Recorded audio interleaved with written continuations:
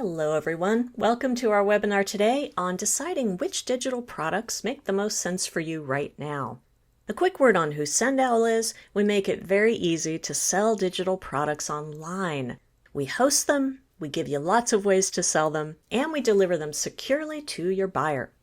Now here's what we're going to work on today.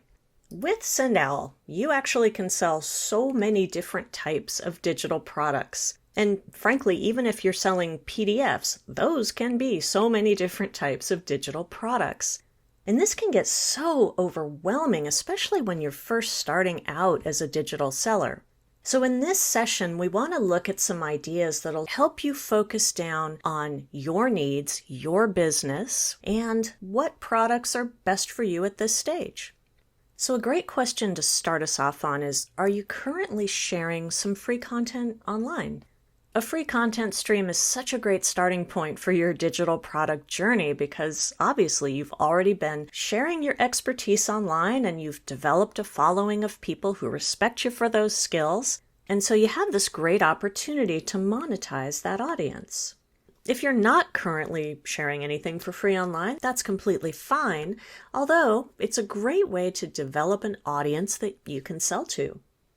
If you already have a free content stream and a following, the key thing here is to figure out this balance point, which is thinking about what kind of digital product would be simple for you to make, but that also adds enough value that your audience is going to be interested to pay for it.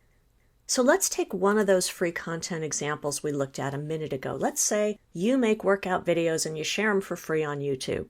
So you have an audience who knows you're a great workout instructor. How do you monetize that? Well, what you need to do is make it clear that you're adding value. Good digital product ideas in this case might be things that help your audience more deeply use your free content stream, like writing up a little post-workout recovery guide and making that into a PDF. Or you might take your free video library and make some PDF workout plans for viewers that have specific fitness goals. That makes it easier for them to use your free content stream. You could also get into a subscription program that gives subscribers a monthly bonus workout or two, or even set up a membership community where you share motivation products each month. All of these allow people to stick with your free stream but get that extra layer of value. And of course, you'll also be spending time thinking about how much time do you want to spend creating free content versus digital products? How much ongoing maintenance do you want to be committing? Everybody's time is finite. It's always a good idea if you're new to digital products to start with something simple, see how your audience responds, and then build in complexity from there. Another really interesting question is, are you selling the digital content itself, or is that content selling something else? So here's a classic example. Let's say that you're a seller of online courses. The courses themselves are the product, right? Now let's say instead you sell one-on-one coaching services. Maybe the digital product you make in that case is a freebie. It's a little email course that's designed to get people excited about booking one-on-one coaching sessions with you. The journey to design and make those digital products is pretty different. If you're going to sell the product itself, of course, you need to spend a lot more time and energy because it needs to offer value for the price you're asking for it. Whereas if you're making a freebie that's designed to market something else, you're going to spend less time. It's going to be simpler. Its only job really is to demonstrate that skill or that thing that you want to sell. And incidentally, if you're selling digital products, if you're selling tangible products, if you're selling services, all of that can be done on SendOwl. We support products of all kinds. Let's talk subscriptions, though. This is a big question as you're starting out as a merchant, for digital products especially. If you already have a content stream that you share for free online, there's always this notion of subscribing, right? And so when we talk to new merchants who've been involved in free content for a while, a lot of times they want to go right to a subscription product because that's part of the same mindset.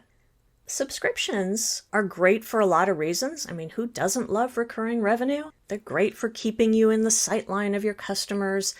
But they come with a lot of responsibility. They come with a bit of extra work. It takes more effort to sell a recurring charge to your audience, and you're always going to be on the hook to create more content for the subscription, and People miss their payments, people need reminding, people cancel. Any subscription product comes with some customer service and billing issues that have to be maintained. So if you're considering a subscription as your first product, really think about these pros and cons, and I'm going to show you a great alternative in just a second here. So the next question is, are you selling ideas or processes? Digital products always fall in one of these two categories, and each of these categories lends itself to different kinds of products. If you're selling ideas, you're essentially selling, advice or mentoring or coaching. You want your buyer to think about a particular idea, and that lends itself to things like ebooks and discussion videos, podcasts, newsletters. Whereas if you're selling a process, you want your buyers to do something. You want them to follow a series of steps to get to an outcome that you've designed. That could be things like patterns and project plans, but also online courses and workbooks where somebody has to write out answers to questions. Now, these aren't definitive lists. You could certainly make an online course to sell ideas or processes. Same thing with videos. But these two categories are just a really helpful way to start narrowing down the types of products that you're considering. Now, here's an odd question, but it does lead to one of my favorite types of digital products. Is time an ingredient in what you're presenting? So when your buyer is going through your product, are they going to need a little time to process an idea or complete a step in your process before they move on to the next thing? If so, we want to use a type of product called a drip product, where you're delivering pieces of your product one at a time on a schedule that you set. Let me jump over to my SendOwl account and I'll show you how to set one of these up. So over here in SendOwl, I have a number of small-scale products, and I want to combine some of these into a more complex drip product. So I want to make a drip series that's 4 weeks to healthy cooking. I'm going to include my vegan meal plans product in that and my 3 recipe collections. So let's go ahead and create a drip product, and we'll give it a title, and then we'll give it a price. So from here I can start adding drip items. So immediately after purchase, we'll send the buyer the meal plans. And then 1 week later, we'll deliver that first recipe collection. And then 2 weeks later, we'll deliver the next recipe collection, and then, you guessed it, after 3 weeks, we'll deliver the final recipe collection. So then whenever anyone purchases this product, they'll get these items in this order on this schedule. So to recap, we talked about some important questions that will help you narrow down on the types of digital products that are going to make sense for where you are in your business right now.